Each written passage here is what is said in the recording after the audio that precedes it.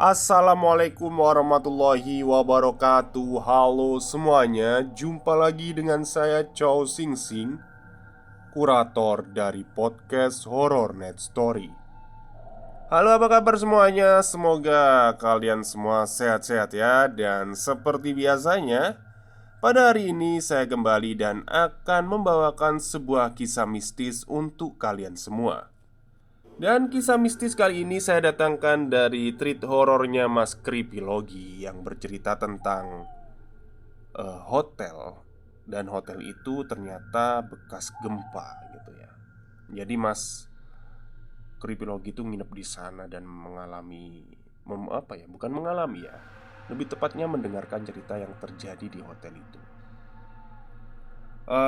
Bagi yang ini ya, mungkin nanti dalam saya bercerita, karena memang kita tahu sendiri tulisan yang ditulis oleh Mas Kripilogi ini kan sangat bersajak ya. Jadi jangan kaget kalau agak bacaannya agak mendayu-dayu gitu ya.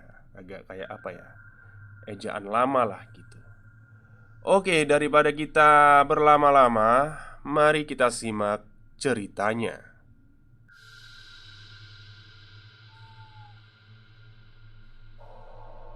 Sebuah hotel Z di kota Y, yang mana pernah terdampak gempa hebat hampir 17 tahun silam.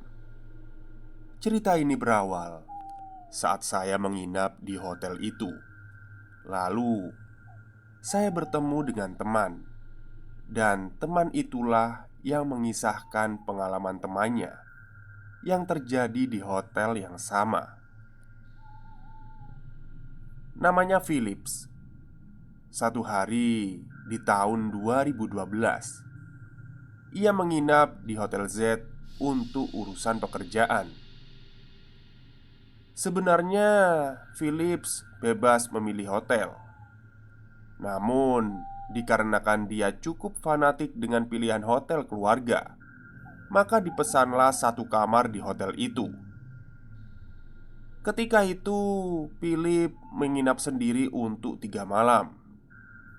Tiba di tempat sudah hampir tengah malam, tetapi dia senang renang malam hari kalau sedang tugas luar. Oleh karena itu, dia pun menyempatkan diri untuk melakukan beberapa putaran. Selesai renang, karyawan BUMN itu kembali ke kamarnya. Lantai 3, ada balkon lengkap dengan kursi dan meja. Pemandangannya menghadap ke arah kolam renang. Philip mencoba tidur. Tubuhnya terasa rileks sehabis berenang, dan itu manjur untuk membuat tenang otot dan syarafnya. Sebentar saja berselimut, ia langsung terlelap. Hanya saja tidurnya terusik oleh sesuatu yang tidak terduga. Dalam lelapnya, Philip merasakan pahanya dicakar dengan kasar oleh sesuatu. Sontak, pikirannya terjaga. Matanya langsung membulat, lalu memeriksa keadaan sekitar. Tidak ada apa-apa. Semua nampak sama seperti sebelum ia memejamkan matanya, kecuali ada satu hal. Dan sialnya, ini amat serius. Tampak pahanya memar seperti habis dicakar. Sekonyong-konyong, suasana batin Philip berubah. Kantuknya lenyap seketika. Beringsut, dia dari dalam selimut, menyalakan lampu, kemudian memeriksa semua isi kamar.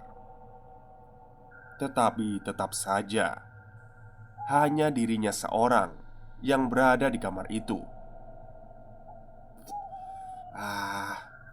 Sepertinya tidak mungkin ada orang lain masuk. Barangkali aku sendiri yang menggaruk pahaku terlalu keras, pikirnya positif. Philip mencoba memejamkan matanya lagi hingga ia benar-benar terlelap. Sayangnya tidak lama. Untuk kali kedua dirinya kembali merasa terusik. Malah yang ini lebih parah. Antara sadar dan lelap, ia menyadari seperti ada kulit orang lain yang menyentuh kakinya. Hangat. Dan setelah itu ia jadi sadar, sesadar-sadarnya, lantaran tubuhnya terseret begitu saja. Hampir pula badannya terguling ke lantai. Kemudian ia mengerti bahwa sebetulnya tidak ada yang menyeret kakinya. Namun, ada yang menarik spray dengan luar biasa kuat sampai tubuh Philip bergeser. Masa sih ada setan di sini? Demikian curiganya. Sekilas ia mempertimbangkan untuk minta pindah kamar. Akan tetapi saat itu sudah pukul 2 lewat. Pindah kamar hanya buang-buang waktu saja. Sedangkan 2 jam lagi ia akan bangun untuk mengerjakan subuh. Kabar baiknya, Philip dapat sesumbar bahwa dirinya bukan orang yang takut terhadap setan. Kepercayaannya tentang adanya makhluk goib tidak membuatnya gentar. Baginya, jin dan manusia cuma berbeda unsur penciptaan dan dimensi. Selebihnya sih sama aja. Menarik dilihat bagaimana Philip akan bersikap jika ia diganggu lebih jauh. 2 jam cepat terlewati. Lelaki itu kembali terbangun karena amat gesit refleksnya terhadap waktu subuh. Ia pun meninggalkan selimutnya untuk bersujud 2 kali dengan tambahan 2 sujud. Itu menjadi permulaan aktivitasnya. Sesudah sholat, ia membuka laptop guna menyelesaikan satu pekerjaan yang tertunda. Cepatnya waktu makin tidak terkira. Tahu-tahu langit sudah terang. Dan kesibukan demi kesibukan menuntunnya hingga gelap mengganti terang. Sampai di hotel belum terlalu malam.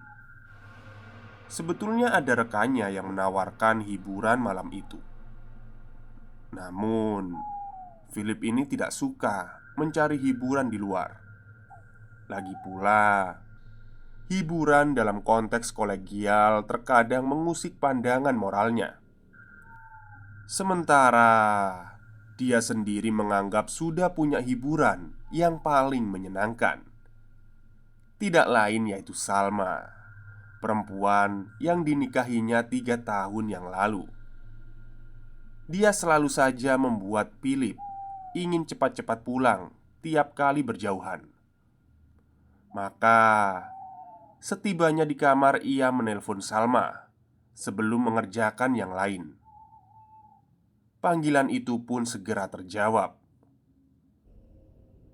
"Ya Tuhan, kamu lagi." Dalam perjalanan menuju hotel, sebelumnya Philip sudah menelpon bininya itu hampir 30 menit. "Hehe, salahmu sendiri jadi istriku," seloroh Philip. "Ya, sepertinya begitu." Gimana Philip itu? Dia udah makan?" "Hah? Philip itu? Siapa itu?" "Ya, tentu saja anak kita." Philip menangkap Salma mengurai tawa. "Dia belum tentu laki-laki dan belum tentu perempuan, Pak. Baru 5 pekan usia kandungannya. Umur sehari atau 50 tahun ya tetap aja toh makhluk hidup. Dia butuh makan." "Iya benar, kecuali dia masih bergantung pada ususku sampai 7 bulan ke depan." "Kalau gitu, kamu udah makan belum?" Salma mendesis lalu berkata, "Shh, kapan kamu menyerah bertanya sudah makan? Astaga, Kamu selalu lupa kalau aku ini tukang makan." Percakapan jadi berkepanjangan. Bagi Philip, itulah sejati-jatinya hiburan. Dengan mengobrol bersama istri, ia dapat tertawa, guling-guling, atau bahkan bisa menjadi pujangga dadakan. "Kamu gak bosen nelpon istrimu tiap hari?" "Sebentar ah. Hari ini udah 6 kali loh kamu nelpon aku." "Kamu apa aku yang bosen?" Philip mengembalikan pertanyaan Salma. Mana mungkin. Aku cuma kasihan aja sama teman menginapmu. Kedengarannya ia seperti kesepian kamu biarkan." "Hah? Teman? Aku sendirian, Salma." "Oh, kukira hari ini ada rekanmu." "Enggak, aku hanya sendiri. Tadi siang udah kukatakan kan kalau aku nginep sendiri." "Iya, iya. Aku ngerti kok, maaf. Lupain aja lah." "Kamu kira aku berdua dengan perempuan lain di kamar hotel?" "Hehe, itu mustahil, Philip. Aku kenal kamu sejak aku ranking 1 di SMP. Kamu itu rankingnya buncit." "Ah, kamu bohong.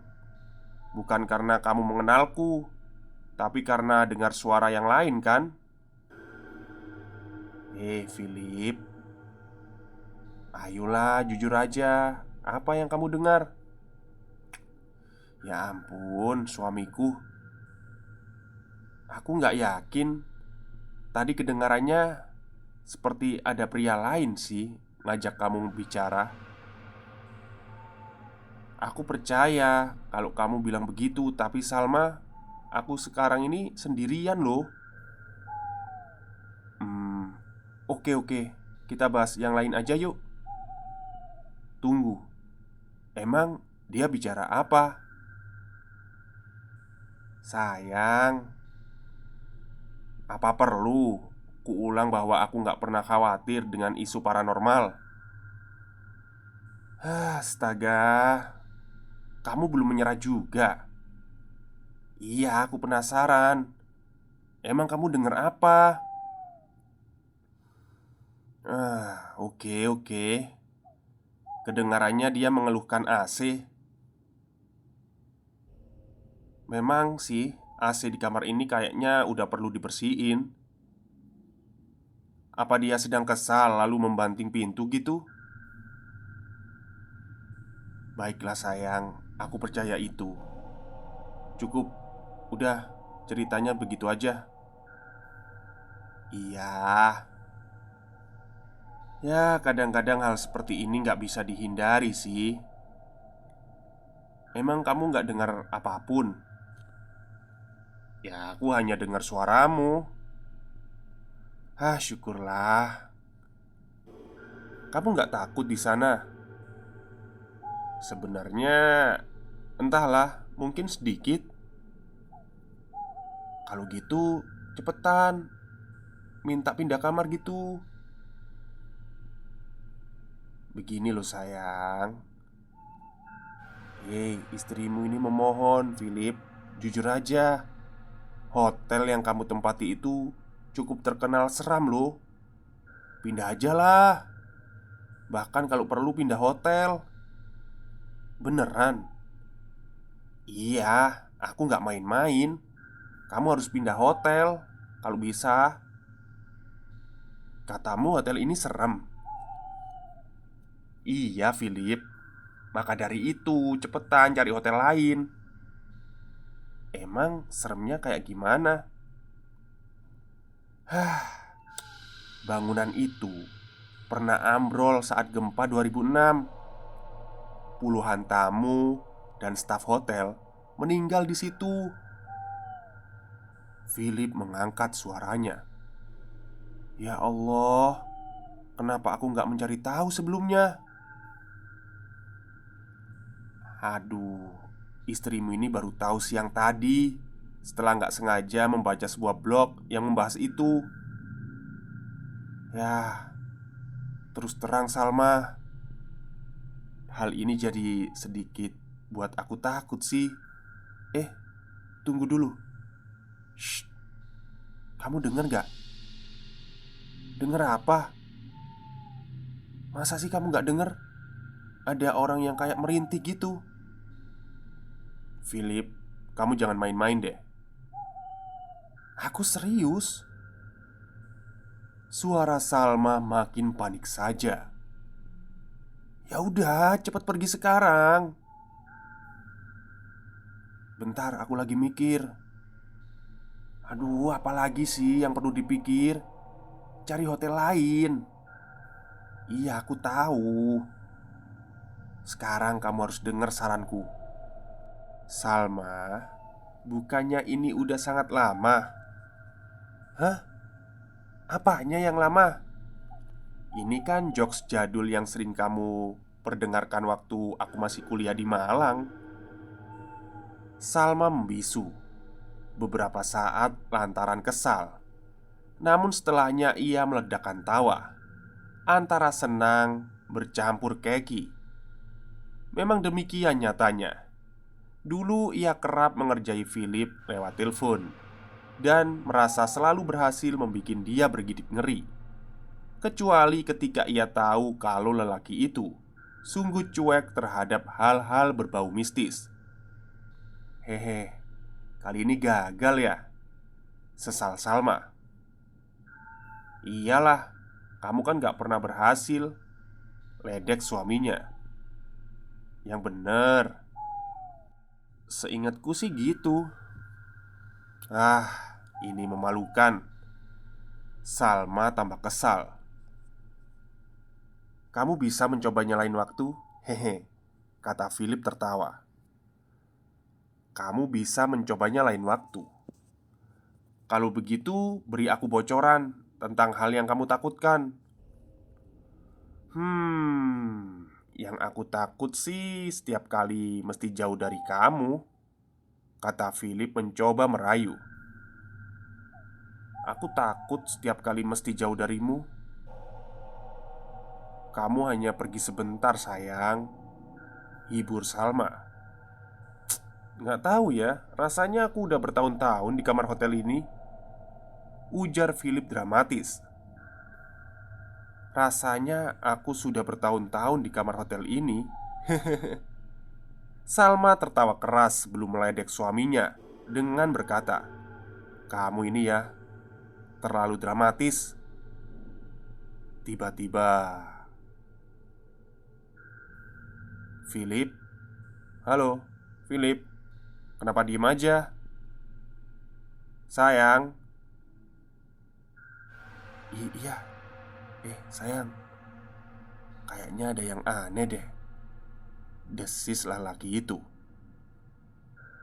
Ada hal aneh yang kurasakan. Philip menutup telepon sepihak. Telinganya langsung dipasang untuk mendeteksi suara yang tertangkap sebelumnya. Ia yakin ada seseorang yang meniru ucapannya berulang-ulang, dan suara itu amatlah dekat.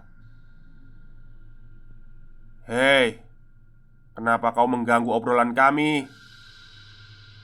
Philip bertanya meski tidak terlihat lawan bicaranya. Tidak terdengar tiruan kata-kata. Berhenti menakutiku. Itu percuma kawan. Kau bisa melakukannya lebih baik, tapi bukan dengan orang sepertiku. Ayo, ngomong, kenapa diem aja? Kayaknya tadi mulutmu rewel banget. Ingin teman bicara? Ayo bicara. Aku punya sedikit waktu sebelum berenang lalu tidur. Astaga, kayaknya percuma deh aku bicara sendiri di kamar ini. Kalau kau tidak mau menjawab, maka jangan cari gara-gara lagi lah. Ngerti kan? Philip tidak bersuara lagi seperti itu. Ia bermaksud pergi ke kolam. Kostum kerjanya segera dilepas untuk digantikan pakaian rumahan. Sebelum keluar, ia padamkan beberapa lampu, juga pendingin ruangan. Sebab sistem kelistrikan di kamar hotel itu belum otomatis. Adapun lampu tidur sengaja dibuat tetap menyala. Kamar itu menjadi kuning temaram. Kemudian Philip duduk di kursi untuk membalas beberapa pesan BlackBerry yang berhubungan dengan pekerjaan dan keluarga. Lalu terlintas sekelebat suara. Refleks. Lelaki itu memalingkan pandang di seberang kursinya. Persis di situ gorden kamar tersingkap sendirinya, hingga membuat pemandangan luar tampak lebar. Bukan pula angin yang menggesernya. Philip sadar bahwa makhluk halus itu sedang mengganggunya lagi. Oleh karena itu ia bersiap-siap mengajaknya bicara sebagaimana sebelumnya. Akan tetapi maksud hatinya segera terkubur bersamaan dengan munculnya sosok asing di balkon kamarnya. Wujud itu tidak teramat jelas, menyerupai bayangan karena hitamnya, tetapi juga dapat dipindai gambarannya. Mirip seorang laki-laki, dan lama-lama makin nyata bahwa itu benar laki-laki. Tingginya sedang, kepalanya lonjong, sedangkan badannya agak buntal. Dia berdiri, diam, dengan pandangan tertunduk. Alih-alih mengajak bicara, Philip hanya menunggu apa yang bakal terjadi sesudahnya. Dan kemunculan makhluk itu tidak lama kemudian sirna. Saya menyimak kawan saya bercerita tentang kejadian yang dialami oleh kawannya itu. Saya sangat terpikat dengan kisah itu. Ya, memang sih, waktu gempa 2006, hotel itu termasuk yang rusaknya parah. Pokoknya mulai dari selurusan Ambarukmo sampai Klaten, itu bukan main hancurnya. Kampus UIN juga ya jangan ditanya, apalagi ke arah selatan. Nah, di hotel itu memang ada yang meninggal. Tapi sebenarnya kata cerita temanku yang jadi room boy di sana, orang itu meninggalnya bunuh diri. Hah? Bunuh diri? Lompat? Iya lompat. Konyol kan? Loh, bukan kena gempa, tertimpa puing gitu? Bukan. Pokoknya mirip-mirip pramugari Garuda yang terjun di Bengawan itulah kisahnya. Kisah itu masih disambung, meski saya kira sebentar lagi akan tiba di ujung. Lebat hujan menggenangi jalan Sangaji. Kedai kopi yang saya singgahi malam itu semarak oleh muda-mudi dengan keriangannya sendiri. "Terus gimana nasib temanmu setelah itu?" kata saya penasaran. "Ya, akhirnya dia minta pindah kamar sih, sambil marah-marah gak karuan gitu. Untungnya sih ada kamar kosong. Apalagi si Philip itu kan, ya kalau kamu pernah bertemu dia sekali itu lucu deh. Di rumahnya sendiri aja dia bisa ketakutan setengah mati kalau ditinggal istrinya pergi. Keberanian Philip itu yang gak tanggung-tanggung tentunya cuma ada dalam khayalan saja." Sebelum dini hari, saya berpisah dari kawan saya. Di dalam taksi terkilaslah cerita hotel tersebut. Sementara itu yang menjadi tujuan saya. Kejadiannya itu di lantai 3. kata kawan saya. Tak luput ia sebutkan nomor kamarnya. Nomor yang persis dengan kamar yang saya tempati sejak kemarin sore. Selesai. Oke, itulah cerita panjang dari Mas Kripilogi ya, yang pernah menginap di sebuah hotel. Ternyata hotelnya itu bekas gempa. Mungkin kalau kejadian gempa tadi disebutkan daerah Ambarukmo, Klaten, berarti gempa yang terjadi di Jawa Tengah ya berarti ya. Ya tapi kan nggak tahu hotel mana karena di sana juga banyak hotel. Jadi ya nggak bisa diperiksa juga. Tapi menurut pengakuan si temennya Mas Kripi ini kayaknya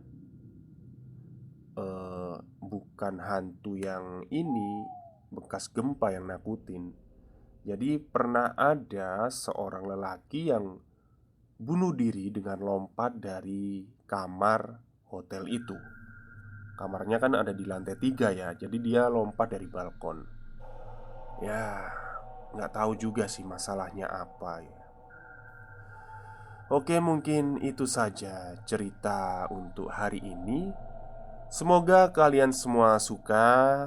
Selamat siang dan selamat beristirahat.